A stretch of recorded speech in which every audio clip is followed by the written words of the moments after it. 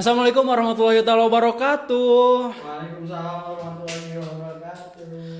Halo semua, perkenalkan saya Ramadan Syah, mahasiswa semester 5 Ilmu Komunikasi, host pada acara hari ini di Komtalk Podcast. Ngobrol asik, topik menarik.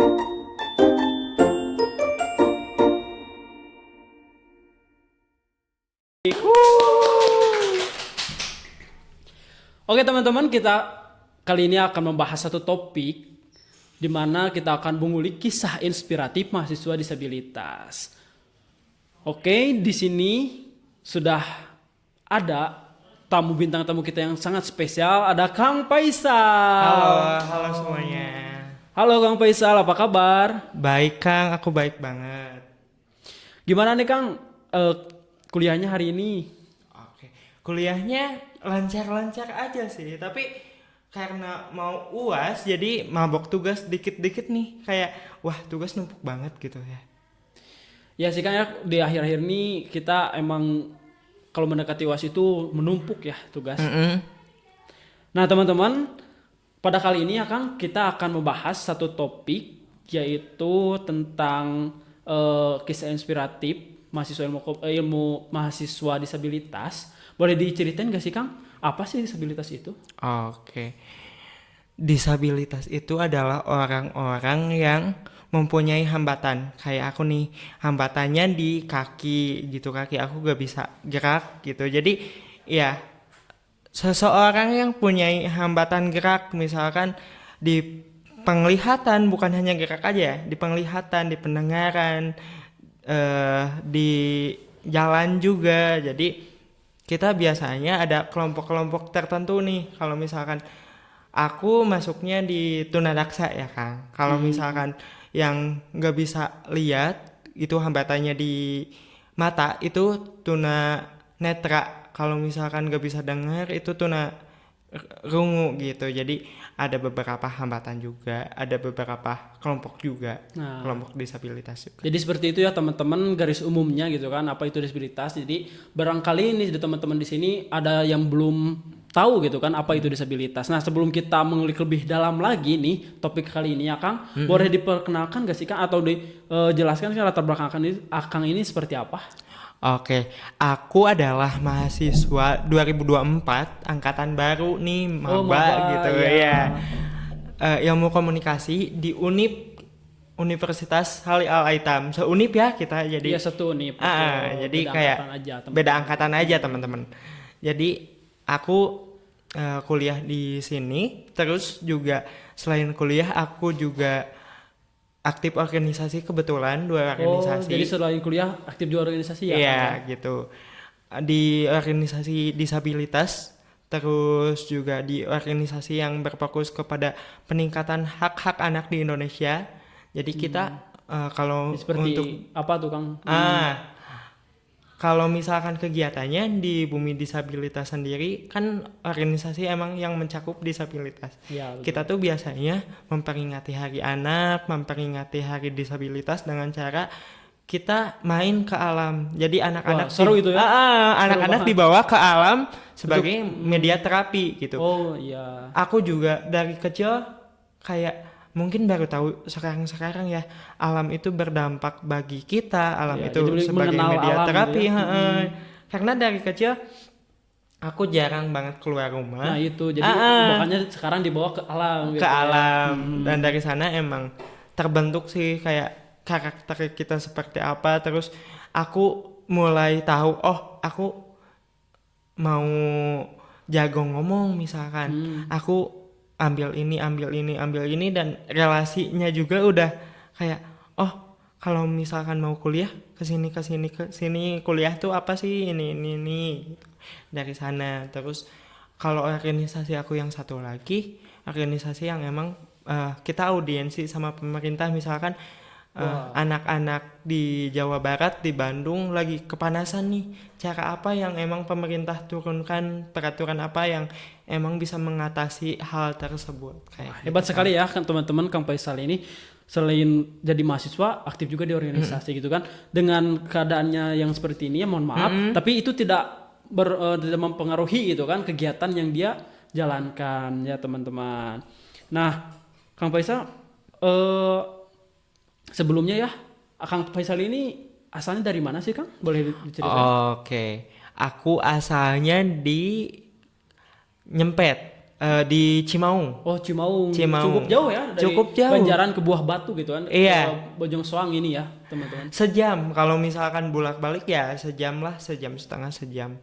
Itu tuh Nah, kalau misalkan gak macet, tahu sendiri kan iya ya. betul. Bojong Udah ya Soang macetnya. kolot, apalagi ya musim hujan deh ya kolot banjir wah itu. Iya, Nah, Kang Faisal kan cukup jauh ya iya. perjalanan dari rumah ke kampus ini. Ah, Apakah Kang Faisal PP atau ngekos Kang Faisal?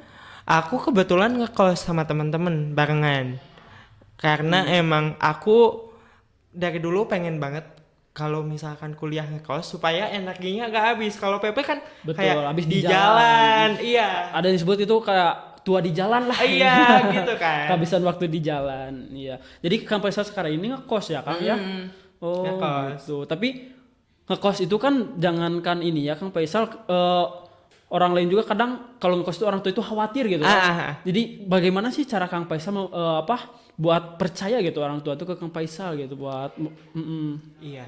Ngomong-ngomong soal khawatir, orang tua aku tipe yang emang kalau terutama bapak ya. Bapak tuh tipe yang protektif banget gitu. iya. Sama anaknya kayak gak mungkin dia bisa ngekos, gak mungkin dia bisa ini. Kuliah pun bapak kayak kuliah itu mahal, kita anak petani loh gitu, kamu harus tahu keadaan. Tapi aku ngeyakinin mereka kayak aku nyuci baju, nyuci piring, aktivitas sehari-hari yang emang Iya. bisa dilakuin gitu. Dan mereka ngelihat mungkin ya kayak ya udah kalau misalkan kamu mau ngampus, kamu mau ngekos, ya udah ngampus aja. Akhirnya Pada percaya akhirnya ya. iya Pada akhirnya percaya percaya ya gitu. dengan apa yang dilakuin gitu kan. Ya membuktikan diri ya Kang Faisal. Walaupun Nah, aku perlu setahun membuktikan dirinya, jadi aku mm-mm. gap year juga, sempet juga UTBK atau nyari-nyari kampus, dan pada akhirnya ya dipercaya juga sama orang tua untuk masuk sini. Bahkan sekarang mau kemana-mana kegiatan organisasi pun ya gas-gas aja gitu. Alhamdulillah ya Iya, akhirnya gitu kan alhamdulillahnya. orang tua percaya gitu kan Ah, ah. sepenuhnya ke Kang Faisal. Nah Kang Faisal ngomong-ngomong tadi kan disabilitas disinggung seperti itu ya. Mohon maaf nih Kang Faisal boleh diceritain gak sih Kang awal mulanya gitu Akang tuh sekarang menjadi pengguna kursi roda gitu. Iya, sebenarnya pengguna kursi roda dari kelas 8 karena dari lahir tuh lahir prematur. Oh jadi udah dari bawaan dari lahir ya. Bawaan dari lahir. Bukan dari kelas 8-nya gitu kan, Bukan tapi dari kelas emang dari 8-nya, lahir, dari cuma lahir. pakai kursi rodanya dari kelas 8 Iya, begitu teman-teman. kelas 8 teman-teman. Jadi pas sebelum kelas 8 orang tuaku sering gendong kayak ke sekolah Oh gendong. digendong kemana-mana. Iya, kemana-mana digendong. Terus juga dari kelas 1 sampai kelas 4 SD aku digendong sama orang tuaku. Dari kelas 4 SD sampai kelas 6 itu kan udah ada HP nih ya. Iya. Jadi aku caranya nelpon orang rumah kayak ini jemput. Biasanya dijemput kalau misalkan agak bisa aku dijemput ojek gitu. Ini jemput, ini anterin gitu. Perjuangan ya. Tapi pas kelas 8 itu alhamdulillah ada yang ngasih kursi roda juga, Terima kasih orang baik. iya, walaupun sampai sekarang aku adaptasi sama kursi roda karena emang nggak enak. Dan emang Iya. kalau di kos pun Mungkin belum terbiasa. kalau di kos pun aku nyaman kayak merangkak gitu ya, merangkak gitu. Jadi emang pure di kursi roda tuh buat kegiatan Yang di di luar luar ruangan mungkin ya. sama di kampus juga gitu. Kalau ini Kang berbicara kampus ya, apa sih Kang yang memotivasi Akang itu untuk melanjutkan ke perguruan tinggi gitu? Seperti yang tadi dikatakan di awal, itu lingkungan aku sebenarnya bukan enggak ya, karena mungkin ngelihat latar belakang yang emang Tidak mensupport ya awalnya. anak petani. Jadi ya mereka kayak kuliah tuh mahal loh, kuliah tuh ini loh gitu. Iya, Dan mungkin. kebetulan aku gabung di organisasi juga kan tadi. Jadi lingkungan aku kuliah, orang-orang yang emang kuliah. Terus aku ngelihat juga salah satu temen aku disabilitas juga yang emang ternyata bisa loh, bisa kuliah, bisa ngekos. Jadi keinginan aku di sana kayak makin termotivasi ya, lah. dari sana melihat orang juga bisa gitu kan. Berarti aku juga harus bisa seperti itu. Ya, Kang? Terlebih Iya, terlebih di keluarga kan aku anak ketiga, anak bungsu. Iya. Yang emang kakak aku jangankan kuliah, SMK aja enggak. Jadi aku yang pertama di keluarga yang emang univ itu seperti apa, mengenal univ lah gitu. Iya. Dan emang pertama juga yang kuliah. Alhamdulillah ya bisa Iya. membanggakan orang tua juga Iya. mungkinnya di sana gitu. Iya. Dengan berkuliah di WISA gitu ya Kang. Nah, Kang kalau misalkan pasti awal-awal masuk kuliah itu yang namanya dunia perkuliahan ya perlu adaptasi gitu kan dengan keadaan yang seperti Akang ini, mohon maaf gitu kan. Bagaimana sih cara Akang untuk beradaptasi di lingkungan perkuliahan ini? Mungkin kalau adaptasi ya biasa-biasa aja ya. Karena alhamdulillahnya teman-teman tuh pada support kayak kalau misalkan mau gabung, mau apapun itu ngajak ngobrol gitu. Mereka tuh welcome banget gitu. Iya, alhamdulillah ya. Cuman ya di sini aksesnya belum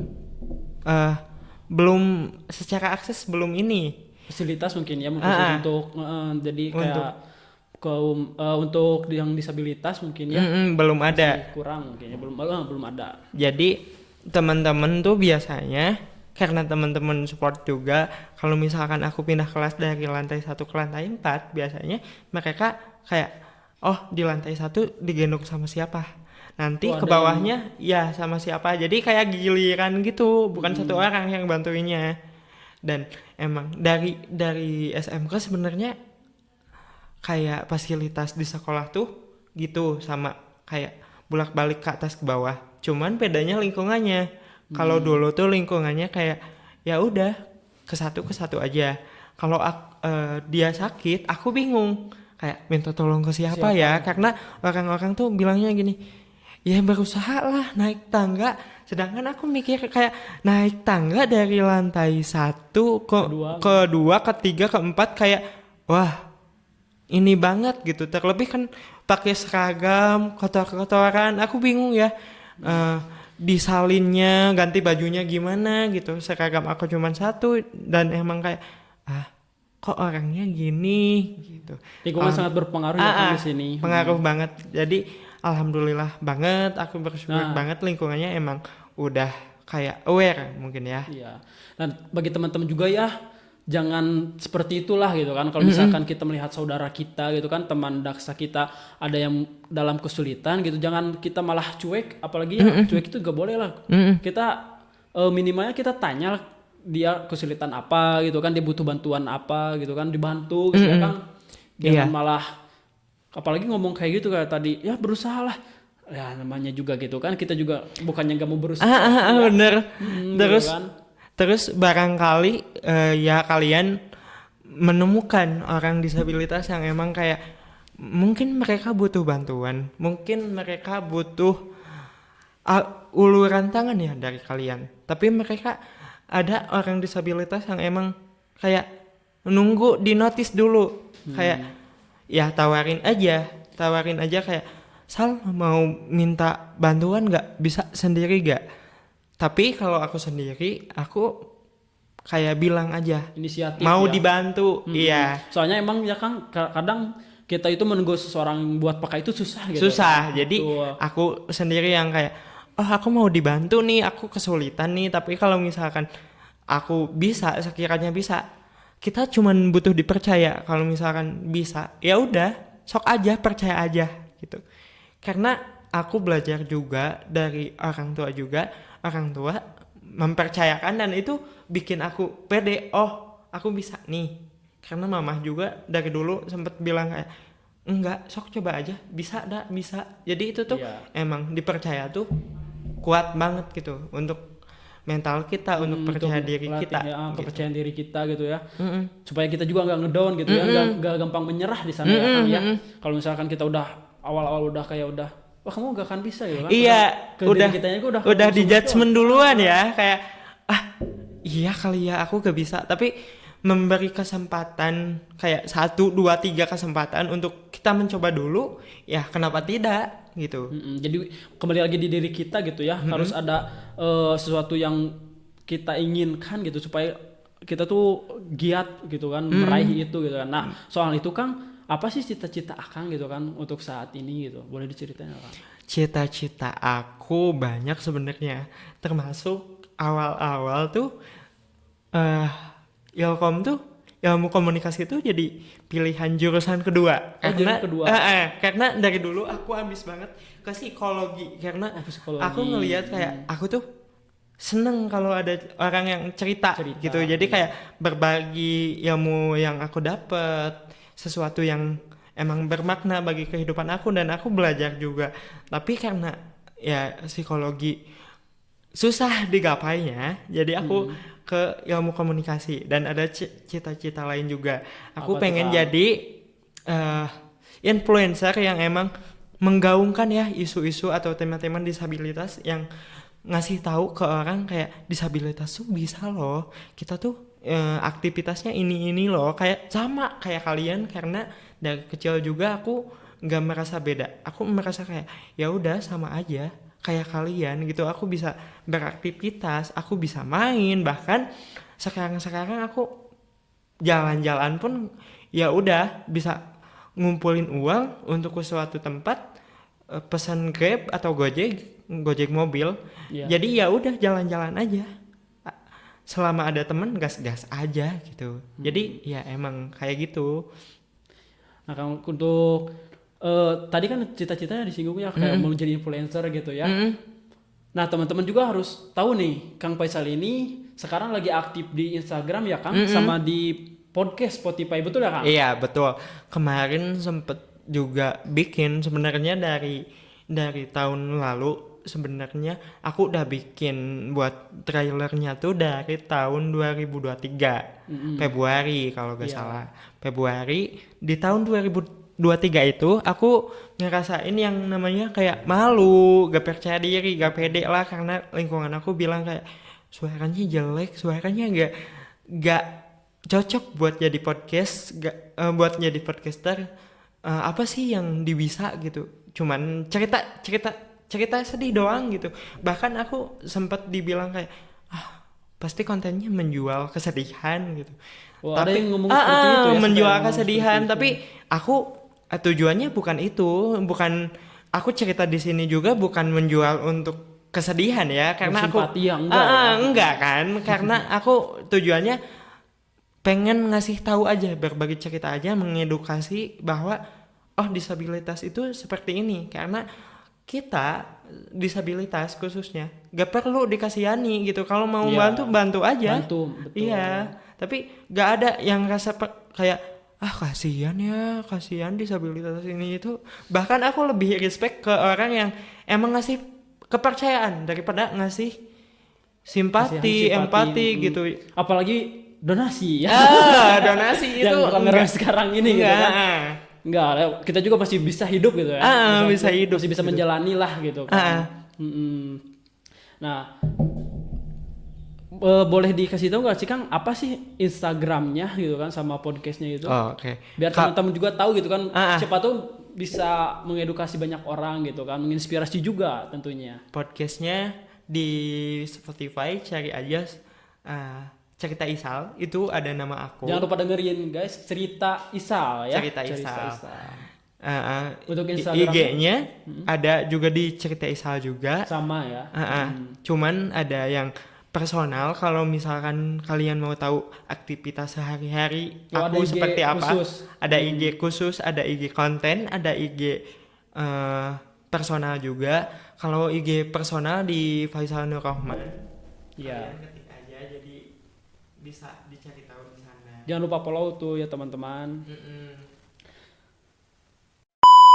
Oke, Kang Faisal nih boleh diceritain gak sih, atau ada pengalaman nih kamu tuh ada di lingkungan yang dimana bikin kamu itu down atau toksik lah lingkungannya gitu? Ada nggak? Ada, itu keluarga sendiri ya. Jadi kayak keluarga sendiri lebih ke emang kamu bisa. Contohnya ya. Justru dari orang yang terdekat ya. Orang-orang terdekat itu biasanya, jangan salah loh teman-teman. Mungkin teman-teman atau yang di sini juga ngerasa orang terdekat itu lebih ngejatuhin mental, lebih ngebunuh kita secara emosional atau apapun. Kayak contohnya aja ya, kemarin beberapa tahun yang lalu aku sempat minta motor untuk mobilitas ke sekolah Ya. karena aku SMK PKL juga, dan aku berpikir kalau misalkan aku naik ojek, aku dianterin sama orang, kan kita gak tahu ya orang itu bisa telat, bisa tepat Iya. waktu dan segala macam, itu susah gitu. Dan Terlebih tuntutan kantor yang emang kayak harus benar-benar harus jam on time ya. 8, harus benar-benar jam 8 dan on time. Jadi aku sempat minta motor juga ke orang tua kayak, "Pak, beliin motor dong." Emang ada ya yang roda 3 atau untuk disabilitas? Ternyata dicari-cari ada, sampai ke Bogor juga Oh, sampai ke nyari-nyarinya. Bogor jauh Iya, juga nyarinya. iya. Sempet ke Bogor juga karena emang lagi-lagi kekuatan sosial media. Iya Tuh. betul. Sekarang itu informasi dapat dimudah ya, mudah-mudahan Aku didapat. nyari-nyari juga, pas dicoba seminggu aku belum bisa, bahkan sempet jatuh 4 kali Kang Oh, di iya. motor. Ini Berdarah. dijahit, ya sampai dijahit. Terus orang-orang atau kayak lingkungan aku tuh bilang, "Ya udah jual aja, ya udah kan nggak bisa kan ya, buat apa gitu." Terus aku coba dan aku bisa gitu, walaupun ya sekecil di kampus ke kampus doang gitu. Yang jaraknya dekat-dekat ya. Yang jaraknya dekat-dekat, yang penting aku bisa, karena kalau nungguin orang kita gak tahu orang itu lagi bad mood atau lagi apa gitu. Ya, Jadi punya kesibukan juga lah mungkin punya ya. kesibukan juga ya, jadi susah gitu. Jadi selalu kayak gitu. Dan- Apapun itu, orang di sekitar aku perlu banget pembuktian bahwa oh Isal tuh bisa, Isal tuh mampu gitu. Ngekos misalkan, aku harus buktiin dulu bahwa aku tuh bisa nyuci, bisa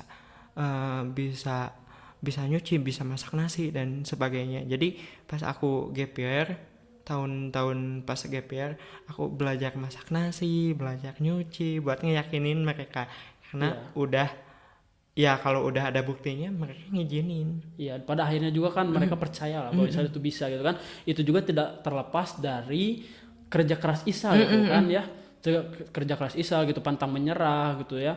Nggak ada kata nggak bisa udah gitu kan. Tapi Isa terus mencoba walaupun itu jatuh berkali-kali. Nah, jadi begitu ya teman-teman. Dalam hal apapun, dalam belajar maupun kita bersosialisasi atau apapun, itu poin terpenting dari kisah tadi ya, kisah Kang Isal, yaitu pantang menyerah ya Kang. Buktikan gitu kan, orang lain mau ngomong apa, mau ngomong yang ngejelekin kita, yang bikin kita down, tapi kita bungkam semua itu dengan pembuktian seperti itu. Nah, tadi Akang bilang kayak gak ada rasa takut, mungkin ya itu salah besar ya, karena manusia juga, aku juga ada rasa takut, kayak takut ketemu lingkungan baru, takut ketemu orang-orang baru, dimana pas bukan barang mimpi, dimana pas awal-awal aku keluar rumah, aku naik gokar kan waktu itu, orang-orang tuh kayak ngeliatin dari atas sampai bawah, kayak gak percaya gitu loh. Padahal emang kita tuh bisa, kita tuh berhak jalan-jalan juga gitu. Dan cara aku untuk itu kayak aku sering banget journaling kalau misalkan ada yang gak enak perasaannya, gak bisa diceritain ke orang lain. Aku sering nyatet itu di notes HP, di laptop, atau di buku gitu. Terus aku sering setiap bangun tidur, sampai sekarang setiap bangun tidur aku diem dulu 5 menit kayak, Sal, ini hari ini kamu pasti bisa. Ini hari ini kamu bakal ngapain aja, kamu harus yakin kamu bisa. Jadi sepengaruh itu teman-teman kalau jadi misalkan ditanamkan dari awal gitu ya, sugesti di pikiran kita bahwa kita bisa gitu kan. Iya, betul. Dan karena emang apa yang diucapkan itu adalah doa gitu kan, dan apa yang kita lakukan ya lakukan aja gitu, jangan takut mencoba gitu kan. Terus tanamkan dalam diri kita bahwa kita bisa. Betul. Karena gak ada yang gak bisa gitu sama kita, terus mencoba dan terus berusaha gitu ya. Setuju banget. Ucapan adalah doa itu adalah, awalnya aku gak percaya kayak ucapan doa gak mungkin lah Tuh. Iya. Tapi aku membuktikan Sendiri ya. Dari kecil aku gak tahu yang namanya Braga, gak tahu yang namanya Bandung, bahkan Bandung kota gitu. Jakarta juga gak tahu. Sekarang aku dari kecil tuh suka ngehayal kayak pengen ke Bandung, pengen ke Jakarta, tapi gimana ya caranya supaya aku ke main-main tapi aku dibiayain. Sekarang aku ngebuktiin bahwa aku bisa main, aku bisa kayak dapat uang gitu. Kayak aku ngisi event, kadang juga ada uangnya dikasih Alhamdulillah fee. ya. Terus kadang kalau misalkan dari organisasi juga dikasih buat ke Jakarta tahun 2023 aku ke Jakarta. Ke Jadi Jakarta juga pernah. Itu jadi jadi apa tuh Sal waktu itu? untuk menyuarakan isu yang ada di Jawa Barat, anak-anak di Jawa Barat tuh kayak kekeringan, terus kelaparan atau seperti apa, kita berembuk sama perwakilan organisasi yang ada di Indonesia kayak Hebat ya. di Sumatera, di Makassar kayak gitu-gitu. Jadi seluruh Indonesia datang pada saat datang. itu ya. Dan Isal jadi salah satunya ya guys ya teman-teman. Jadi di sana Isal juga punya apa ya yang tadi diucapkan adalah doa. Jadi benar-benar kenyataan ya bisa ke Jakarta gitu ya. Kita nggak tahu kan ya guys. Iya. Caranya gimana, tapi kalau kita percaya akhirnya terjadi juga gitu kan. Dan kalau misalkan kalian punya impian sekecil apapun, ya tulis aja, ucapin aja. Karena aku yakin apapun yang ada di pikiran kita, apapun yang ada di tulisan kita, barangkali Allah kabulkan. Aku selalu untuk sekarang aku selalu meyakinin bahwa ya udah berhayal aja selagi itu nggak mengganggu mental kita, nggak mengganggu orang lain juga, berhayal aja. Kita nggak tahu doa mana atau hayalan mana yang Tuhan kabulin gitu. Gitu lah guys ya. Nah kan sebar menit. Nah untuk terakhir nih saya dari tadi kan udah dijelasin terus udah cerita juga ya tentang teman-teman kita gitu kan, tentang Isal gitu ya. Ada pesan atau kesan atau nasihat sih untuk mahasiswa ataupun saudara-saudara disabilitas kita di luar sana gitu kan, yang mungkin merasa ragu gitu, insecure gitu atau kesulitan gitu dalam menempuh pendidikan gitu kan. Oke.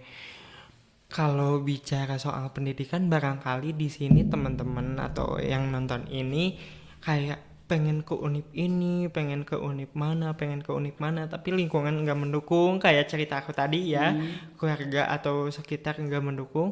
Ya, is okay, mimpi aja sebesar-besarnya, mimpi aja, kayak tulis aja, jadiin wishlist aja, tapi sambil Membuktikan berikhtiar membuktikan bekerja juga nyari jalan juga. Kalau misalkan wishlist ini nggak kecapai, jalan yang lain yang bisa kita tempuh itu apa gitu. Karena prinsip aku untuk apapun itu, kamu boleh mimpinya gede, tapi kalau mimpinya gede jadi kecil nggak apa-apa. Kayak pengen ke univ yang ternama akhirnya ditolak UTBK gitu.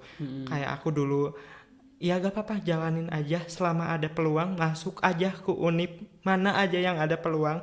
Yang penting impiannya untuk kuliah jalan. Yang penting impian kamu yang ini tetap menyala, karena ya balik lagi, aku selalu pegang prinsip apapun impiannya, sekecil apapun, yang penting tetap menyala kayak gitu. Nah gitu guys ya.